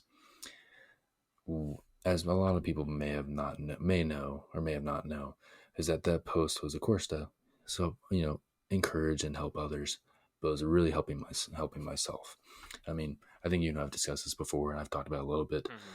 but there was a time in April where I literally had not the darkest time, but one of the top three worst times of my life. And just to pull myself out of it, I Yeah. was just motivating myself to be like, I need to work out so I can post a story. So one of the few times that social media has been Hmm. beneficial. And then, as you know, I play the flute, and so I started doing that again. Um, I Okay. write haikus. I do that when during the dark times and everything like that, just to get the thoughts out of my head. So I write Hmm. haikus and stuff like that. So that helped. Um, Also, what else? I started to cook a lot more by myself. So that was something. Yeah. Really? Before, oh, Okay. I still have bad habits, even from when I tried to change my eating habits a little bit. But I still, Hmm. when in Little Rock, I ordered a lot. My family and I ordered a lot of food out, and Yeah. then when COVID happened, it was like DoorDash or Grubhub today. Let's see, Hmm. so Yeah. cooking more at home was a lot more of a motivation, but it helped. So I'd say Hmm. those are the few things That's that I can awesome. remember. Obviously, there's a lot of little other Hmm. things. I think that was one of the first times I actually started drinking, which is maybe people think that's a bad thing, but I was almost turning getting ready to go into that world. And so it's just something to try and experience, right? So I was not chugging, vodka or anything hard like that. No. So. No, I mean, I don't think drinking in and of itself is a bad thing. I definitely think that people use it in bad ways. Of course. But, I think, for one, especially if it's like the first time you started drinking, I think that's really good. Going from kind of a dark spot into basically like, I'm gonna try more new things. I'm gonna get out there and experience a little bit more. I think that can be really, really healthy. So. Yeah, and I was also fortunate enough to have that friend who was supportive during that time and kind of eased me into it a little bit. Also, I had help from my sister Taylor and stuff like that. So, just kind of easing into it, not just slamming it. So, but those would be my answers. But yeah, if you have any more questions, I know I have kind of maybe mildly interrogated you, but if you have any questions for me or anything you want to discuss, no, it's fine. Yeah. I think at least with like the realm that we've mentioned, that's a lot of it. Are there any like really like big like learning curves that you had for podcasts? Like anything that you were like, looking back on it now, you're like, oh God, I really did not know what the fuck I was doing. Yeah, like, I would say the biggest thing would be audio editing. So as you know, I don't watch TV that much. I watch YouTube. That's my TV. So I watch a lot of people that edit videos. I mean, all the videos are edited, right? But just learning and see how they do it. And so, like I mentioned with Chandler in episode 24 was like we talked about the Buttery Bros. They're just a very semi-famous, but a YouTube channel that does a lot of really good editing. So I learned a lot from them. Sure. But it's just like it was like the biggest learning curve of my life, though. Like when to cut out a dead space to make sure it lines up even more, if that makes sense. Because right now our voices are lining up. Hopefully they're lining up with hand movements and everything like that for YouTube. I pray. Exactly. yeah, I hope. But it's just like the slightest things that just make it flow a little bit better. That's why like I'm really proud of, if you listen to the podcast on Spotify or Apple Podcasts, like I'm 95% confident it's very clean and very like easy to listen to, Yeah. I mean, again, it's been a little bit, but like, yeah, I remember those first couple episodes, it could be like harder to hear one of you, and like, sometimes, yeah, I'd turn you up and somebody'd yell and I'm like, fuck. But definitely the later episodes, I realized going in, I was like, man, that's crisp as hell. And also I do it. Yeah, so like, I've definitely seen some improvements. Oh, I appreciate it, but and also those edits, I got way faster at them. The first edit for the first video took me 2.5 hours, and now edits they take me roughly an hour, because I edit. So I listen, however long the episode is, I listen back to it and make all the edits while listening to it. That's how I do that. And then for iMovie and for like making the YouTube, I just make sure now with Facecam, I make sure it overlays, and because right now it's people who want to edit. If you take the audio from the movie file and audio from the FLAC file and you overlay them, it'll sound really weird, but you'll know that it syncs up with the face. So, a little fun fact if you need to do it. So, yeah, but the biggest curve was audio editing. So, and then getting fun with it, adding like sound effects, shit like that. So, yeah, but don't go telling me to add sound effects now, because yeah. Hey, real quick, editor, can we get some fun little like gun noises with my finger bangs here? Like, no. Oh, you're not gonna write that one down? See, that's funny. That's funny because I definitely did that when Chandler and I would make the episodes. He's like, for the 4th of July episode, he was like, "Man, you need to have a fireworks going like right now." And so I would write down like the time. I'd be like, "Okay, fireworks at 14:14," shit like that. So, but no, I do appreciate the questions. Anything else you want to talk about? Yeah. Anything I want to talk about? Anything I guess. Any other questions? Any other topics? I got one more big question for you, and then that's where I'm probably gonna wrap it up. But I don't want to cut your Right. time or cut any thoughts that you have. Hmm. So Oh, something I guess I wanted to tell you, and you can leave it in if you want, is that on stream actually I did a Hades speed run. really, Yeah. I so there are a couple games that like Nick will show me and then I will just like take off with it, right? TFT is one of those. I guess Destiny 2 raids kind of in a way would be one of those. And then Hades for sure. I went fast on that one. And I got really into it. Um and so on stream I did a category called One Weapon Only, mm. which is summarized to Uwu or Owo rather. It's the Owo Got it. category, so it's one weapon only, and it's you have to use all four weapon aspects and like do 4 consecutive runs, like back to back to back to back. And it uses like real time, not in game time, because of like all the menuing and stuff to switch that out. So I think I'm like 12th place for the one weapon only fist category. Nice. I did 4 runs in an hour and 40 minutes. So yeah. And you think like, wow, that's a long time, especially when you like look at the in-game time, because my fastest in-game time is like 11 minutes and 36 seconds. But like, you don't count all the in-game time, doesn't count like all the loading screens and stuff and all of the cutscenes and all of that stuff. Exactly. But yeah, I guess I just kind of wanted to tell you that because I didn't know if I had yet. No, you didn't, but I'm flattered. As Lee mentioned, all because of as he mentioned, I show him a game and he's like, he picks it up, he looks at it, I can do something with this, and he just runs with it. So, oh, that actually reminds me. I think the new TFT season is coming out. Like the new set comes out in like 2 or 3 days. Indeed, it does. Like that. Indeed, it does. I'm excited. It'll be a lot of fun. Very excited. Yes. Yeah. Do you also want to tell the people what you did with Hades one night? And you called me in the morning about? Was it how many clears I did? And beat the game? Okay. So in order to like actually beat the game for Hades, you need to have a certain number of full clears through the game, right? And I only had like 2 at the time when I started.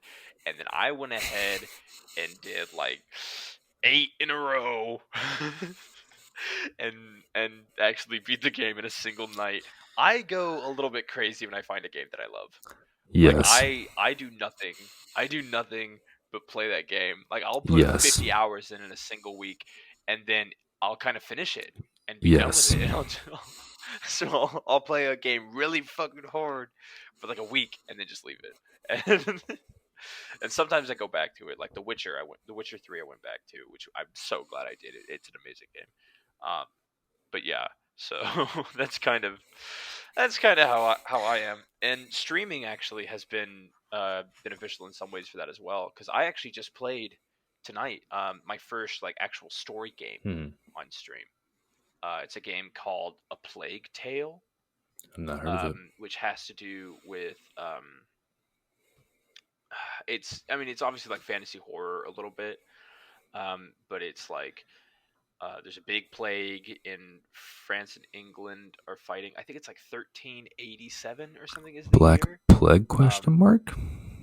Yeah, something like that. They take it to a whole nother level though. Gotcha. But it's like a story driven game, which is not what I'm used to. Usually I play FPSs and things like that, which are all about PvP and combat and all these things. And so like one thing about streaming is like I really like the game that I'm playing right now, but I was like, oh shit, it's 10 o'clock. Nick is gonna call me soon, and we're gonna do a podcast. So I'm like, all right, guys, I'm gonna leave it here, But one thing that is interesting is like I'm gonna have to leave that game right until either Monday or Tuesday of next week. Depending on what the schedule is, and so you gotta tell yourself not to play it over the weekend, yeah. Exactly, because it's so cool and I'm excited and. Oh, okay. Yeah. But yeah. Definitely. It's definitely interesting. Good. Well, I'm glad you're having a great time with it, man. I'm really happy for you.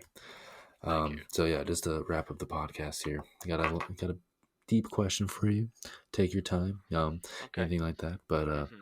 if life was a video game, what video game would you want to live in for a day? Take A day or life? just a day. A single day. Oh my god. Take your time. No rush. There's a lot of video games out there. Yeah. Oh my god. I might have to go through my Steam page here. Like, so I'm gonna start by not giving you like a game that I am going to be, but I'm gonna start by like taking things away, and I'll give you my reasons Okay. why as well. Unless you'd rather me just like come out with an answer. You can cut all of what I'm saying out right now if you want. But just like, you know, how would you like me to present it? I should say. You present it how you want. Okay. So I would say that I would not choose like a childhood game. And what I mean when I say that is like I wouldn't choose like a Lego game. You know, as much as fun as I had playing Lego games as a kid, that wouldn't be it. At the same time, I don't feel the need to have like a horror game. No. Because I'm assuming like under questions It's a like no this, for me, like Simon. big questions like this. Yeah. Yeah, you don't even want to watch Phasmophobia when we play it. Too like, spooky. Play it. Not for me. Too spooky. Yeah, I will say that like I, for as long as I can remember, have been so excited with the idea of adventure. Of like actually going on a quest of some kind.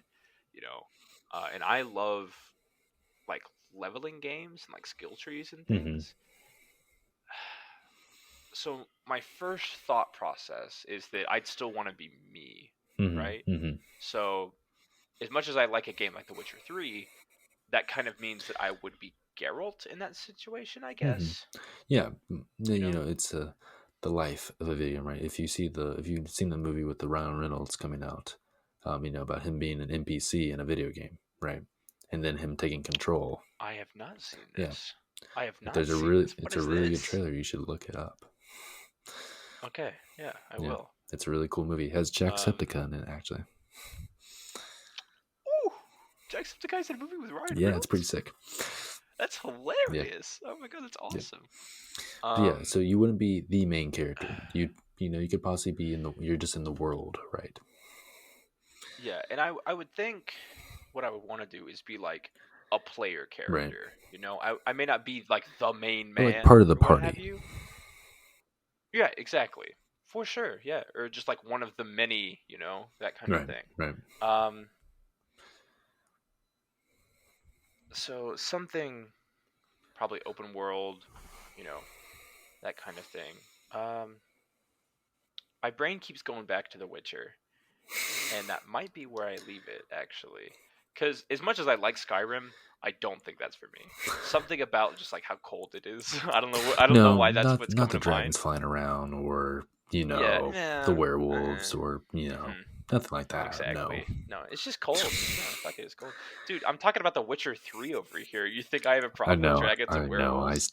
I retract my statement. Yeah.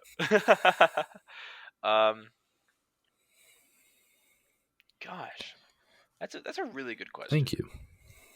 Because I don't want it to be something like Dark Souls either, and I don't mean for the difficulty. In Dark Souls, your character is, kind of alone. Yeah. And you do everything by yourself. Like there's that game. That game. You just got enemies. You're just climbing a mountain that never ends.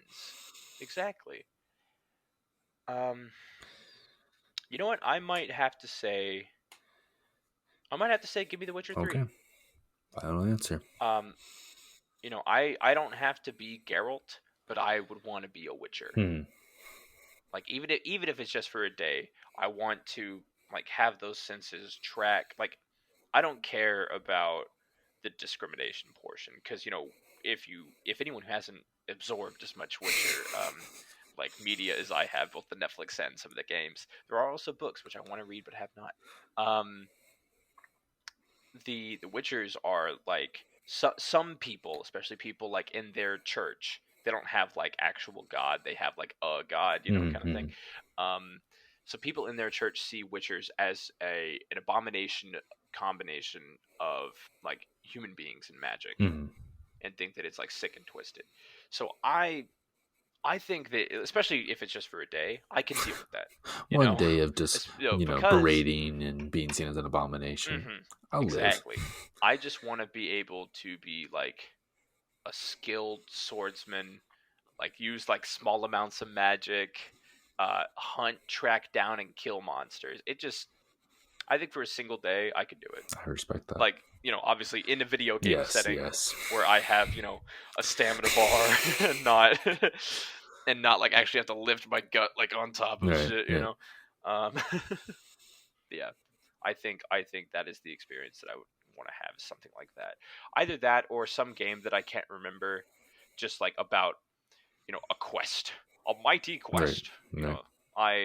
Adventure quest, like that is the shit that I would want to be part of for sure.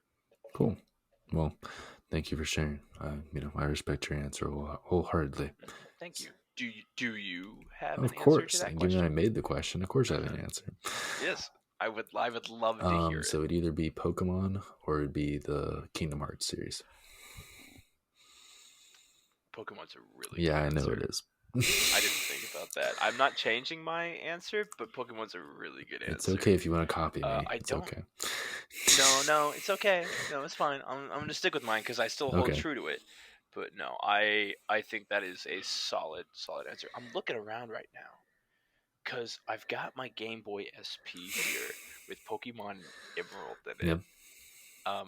It's somewhere around here. I'm not going to spend time looking for it, but trust me, like I know the old me. Like I know what it's about. I know you do. Well, thank you, Lee. It has been a fantastic time catching up with you and talking with you. Yeah, man. Again, getting to see the growth, really. Great. So I really appreciate your time and your effort and everything. Yeah, thanks for having me on, man. This was a blast. I'm glad we got to hang out. Of course. Talk about, whatever. Indeed. For podcast listeners, I know this is a pretty meaty and long episode, but if you stick with us, shout out to you guys. There's a lot of great parts in this, so I look forward to it. But if you want to connect with Lee, his Twitch and Twitter and Instagram and all that stuff will be down in the description. Yes. And if you want to say it for the people, totally can. And it's spelled, so twitch.tv/Virinal. Virinal is spelled Virinal. That actually comes from a kind of a dumb joke that, if you come on stream, I'll tell you about it. Well, don't worry. So that is also... Yeah, the title of this podcast, I already have it, is A Roman Man in a Video Game World. So... Oh my god, okay, amazing. Yeah, you can find me on Twitch under that name, as well as Twitter. Is it all lowercase? Yes. No, the V is capitalized, but I don't know if it matters on Twitch, but the V is capitalized. All of my socials are linked to my Twitch as well, so if you go out there and find the About page, you can find everything else sitting right there. Of course, and I will make sure to link everything like that too. But yeah, thank you again, Lee. Really appreciate your time and effort. Everyone, thanks for listening. Really do appreciate it. And take care of yourselves, everybody. Peace and love.